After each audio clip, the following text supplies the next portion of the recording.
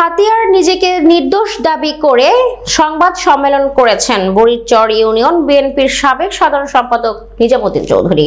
বৃহস্পতিবার সকালে উপজেলা মুক্তিযোদ্ধা কমপ্লেক্স আয়োজিত সংবাদ সম্মেলনে তিনি বলেন, সম্প্রতি কয়েকটি মিডিয়া প্রকাশিত খবরে তাকে অন্যের বাড়িঘর ভাঙচুর ও লুটতরাজের সাথে জড়িত বলে অভিযোগ করা হয়েছে।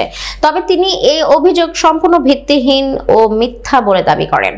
সেই সাংবাদিক ভাইয়েরা, আমি নিজামুদ্দিন চৌধুরী, বুড়িচর ইউনিয়নের ৯ নং ওয়ার্ডের সাবেক মেম্বার এবং বাবার প্রতিনিধিত্ব অনুসারে উক্ত ঘটনাকে নিষ্পত্তি করার লক্ষ্যে ঘটনাস্থলে হাজির হয়।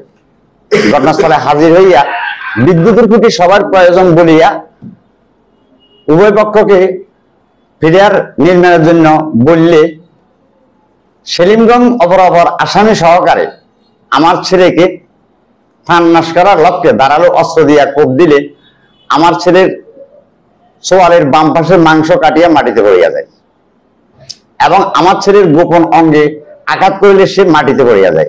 এমত অবস্থায় অপরাপর আসামিগণ আমার ছেলেকে অমানবিক নির্যাতন এবং লাঞ্ছিত করে। ওই অবস্থায় আমি আমার ছেলেকে উদ্ধার করিয়া ওসখালী স্বাস্থ্য কমপ্লেক্সে ভর্তি করি। মামলাগুলার খালাস পেয়েছি নির্দোষ হিসাবে। বর্তমানে আমি আমার দুই ছেলে ৩টা মামলা রানি।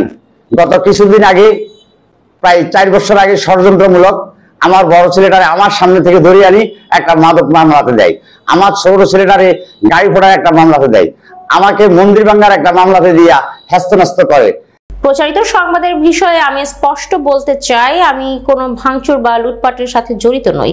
তারা আমার প্রতিবেশী। আমি এই ঘটনার সুষ্ঠু তদন্ত ও প্রকৃত সত্য উদ্ঘাটনের দাবি জানাই। সাম্প্রতিক কয়েকটি মিডিয়ায় আমাকে নিয়ে এবং আমার পরিবারের সদস্যদেরকে নিয়ে একটা মিথ্যা খবর প্রচার করা হয়েছে। এটা সম্পূর্ণরূপে মিথ্যা এবং বানোয়াট এবং অসত্য। আমি এই সংবাদের তীব্র প্রতিবাদ ও নিন্দা জানাই। সংবাদ সম্মেলনে উপজেলা বিএনপির সাবেক দপ্তর সম্পাদক রফিক উদ্দিন, সাবেক মুক্তিযোদ্ধা বিষয়ক সম্পাদক আবু শাহাদাত এবং উপজেলার ছাত্র দলের সদস্য সচিব রিয়াজ মাহমুদ উপস্থিত ছিলেন।